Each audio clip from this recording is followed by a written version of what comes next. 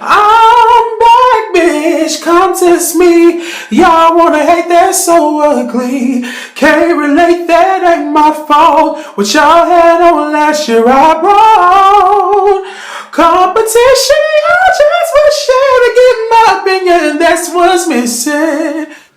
What's going on, world? It's your boy Wesley from Make Connection TV, the network that one channel on YouTube, where we actually adopt similar connections despite our differences. And I had to come on here real quick to talk about Love and Hip Hop Hollywood's Part 2 reunion. Now, this season was phenomenal. I loved it. Didn't y'all love it? Y'all just loved the ratchetness that was going on.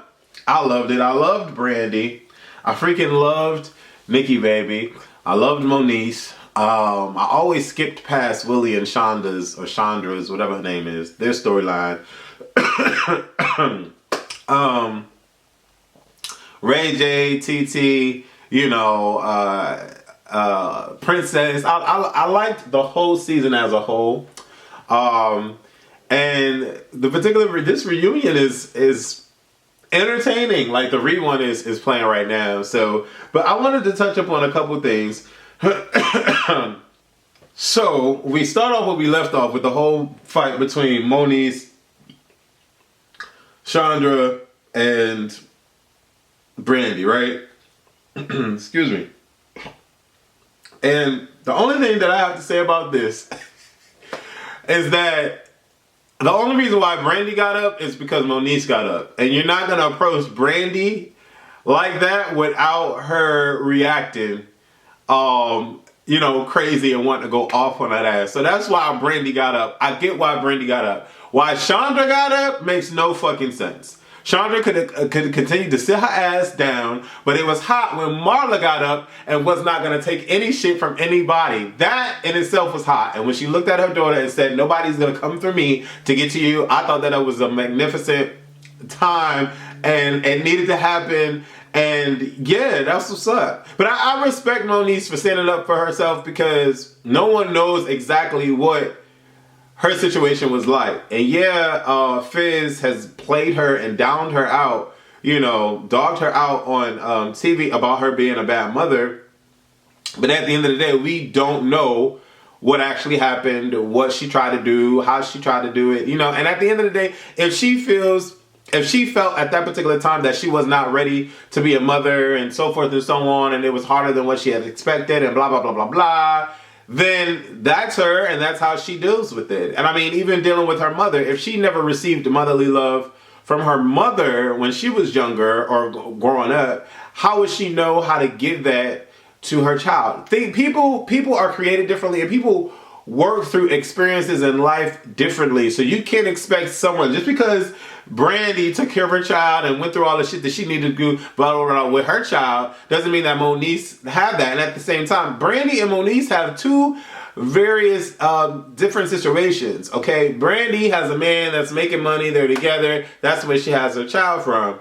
Moniece, no, it wasn't the case. At least from what we know, it wasn't the case. Now, I don't know if she made it difficult in staying with Fizz, or if Fizz broke up. I don't know. I really don't give a fuck. But don't challenge someone's motherhood unless you really, really know what their motherhood to their child was. Not just word of mouth, not through the blogs. Now, Brandi was speaking up on motherhood as a whole. She wasn't directing her energy towards Moniece, and Moniece got up.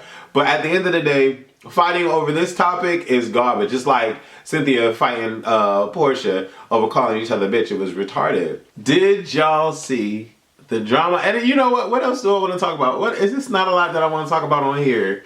I'm trying to think because I after the whole Brandi, Moniece, and Shanda situation, Tierra stuck up for Moniece, which was hot. Princess tried to get a little side dig in, which I couldn't understand. I thought that was bitchy. Just like Rich said, Ray Day, that was bitchy. She shouldn't have did that. Like, Princess, sit down. You looked gorgeous. I loved your dress, but sit down and behave. There's no reason for you to get up and try to attack. Like, 3 people going after one girl? That's bitchy.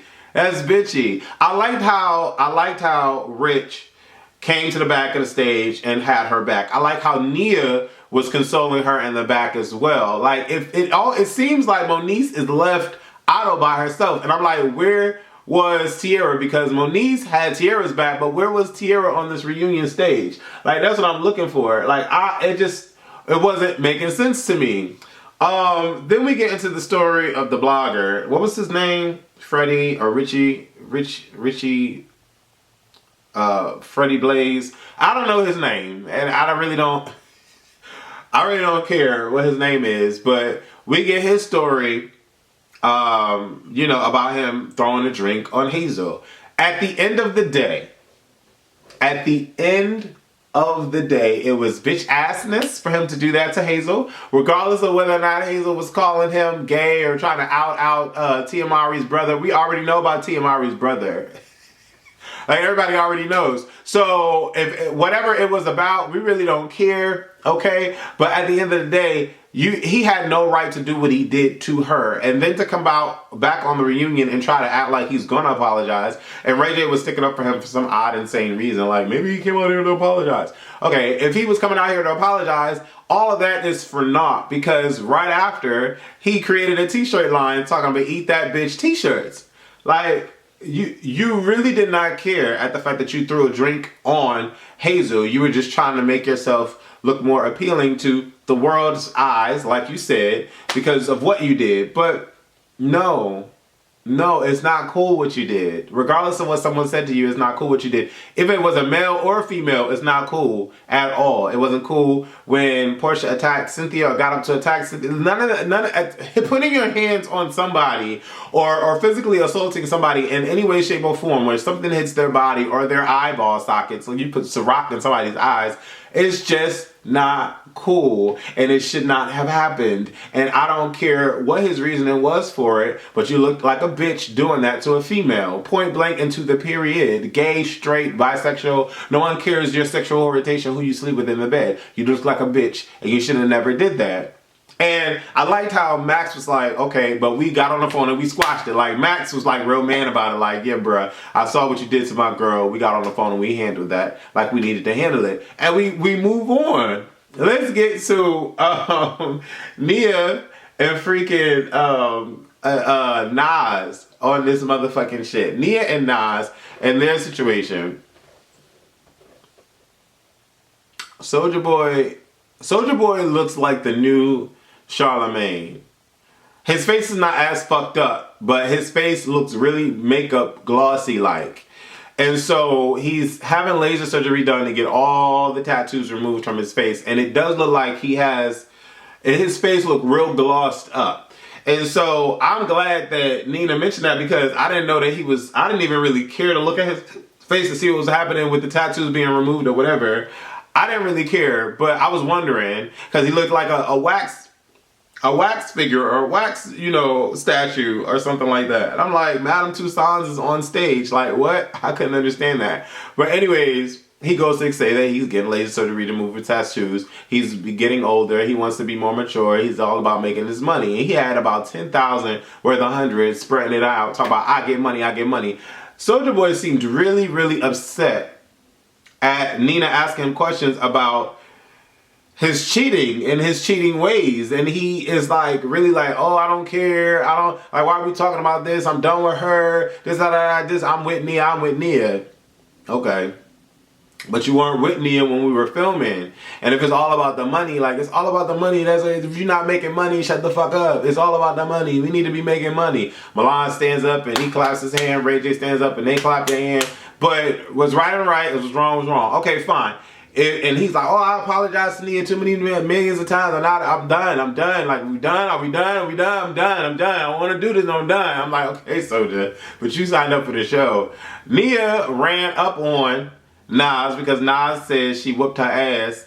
And it didn't really look like anybody got their ass beat on the show or on the reunion. But it's nice to know that Nia is not about that life and she's not a punk. And you're not going to punk her. It's nice to know that. I like when people defend themselves and you know that they're not punks. Like when Moniece stood up, right. And Nia stood up, right. I like when females or whoever, men, especially females, aren't punks and they don't let someone punk them. It was hot. And I was appreciating that. And yeah, I was appreciating that. So I liked the fact that she stood up for herself. Now, what else happened on this show? What else happened? I fast forwarded past Willie and Chandra. I didn't really care. Miles and Milan. Miles and Milan's situation is a mess. And at the end of the day, I want to know the fucking truth. I want to know the truth. I want to know who's lying and who's not. I want to know who's telling the truth.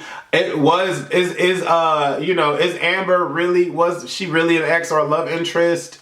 Was this all a lie? Was, Miles ever in the closet, and did his family know before the show? Like, I want to know about all of that, and I'll never know. I will never know, but it would be nice to know, only because to sit here and watch two grown men, one of them are lying, just sit here and lie to my face, like, it's crazy. Like, at the end of the day, I respect the story, and I appreciate y'all for putting the story out there. But it would have felt more.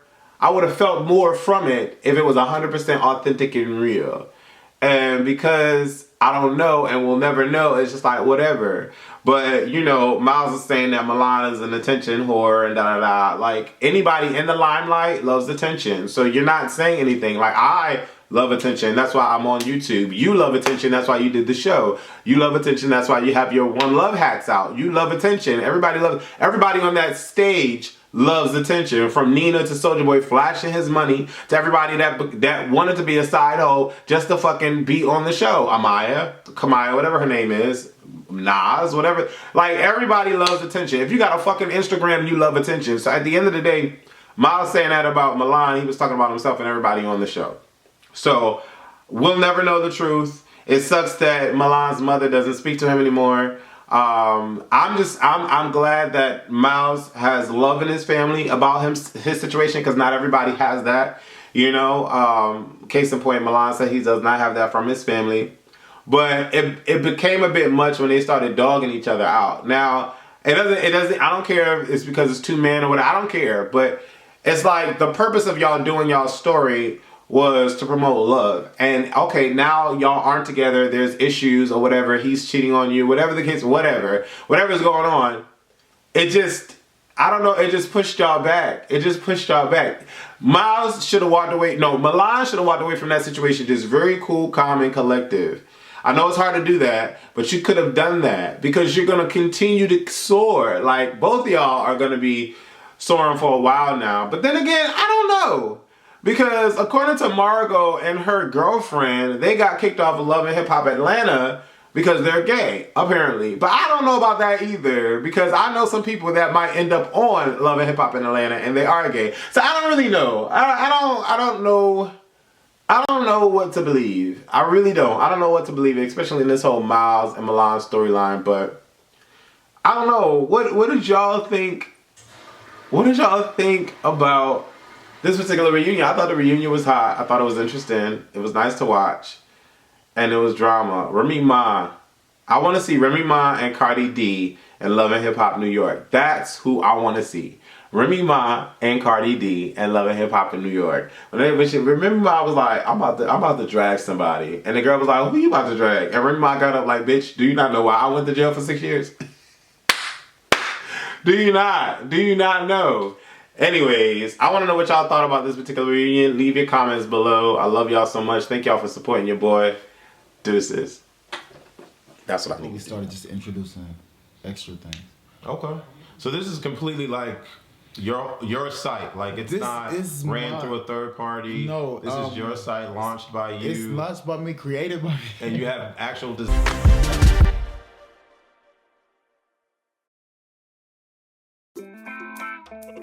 Atomic Beats.